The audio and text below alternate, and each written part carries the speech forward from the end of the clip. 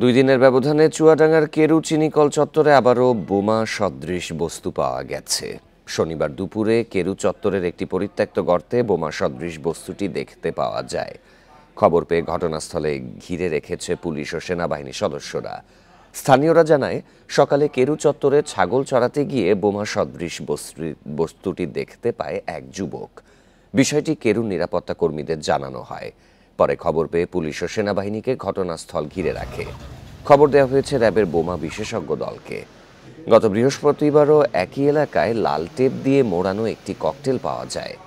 রাজশাহীতে র্যাবের বোমা বিশেষজ্ঞ দল এসে সেটি নিষ্ক্রিয় করে।